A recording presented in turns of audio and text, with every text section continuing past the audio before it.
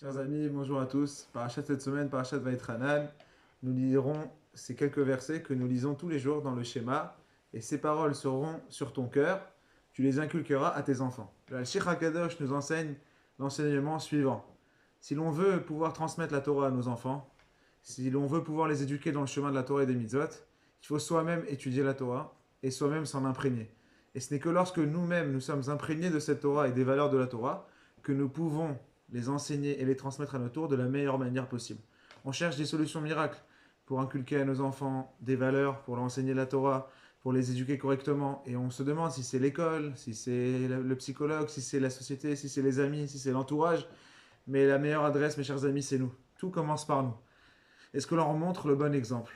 Pas est-ce qu'on leur dit, mais est-ce qu'on leur montre le bon exemple? Comment on se comporte dans tel cas, dans telle situation, dans des moments de colère, comment on réagit, dans des moments de stress, comment on réagit? Nous sommes un exemple. Nous sommes l'exemple parfait pour nos enfants. Et nos enfants reproduiront ce que l'on fait dans 90% des cas.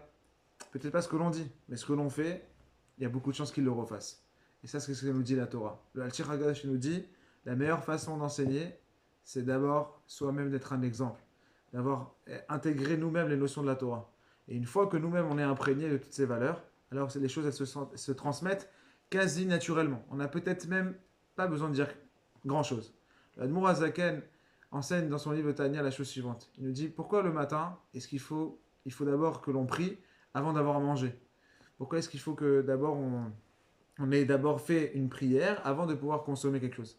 Et il nous enseigne la chose suivante. C'est que d'abord il faut s'élever soi-même avant de pouvoir élever la matière, avant de pouvoir élever le monde.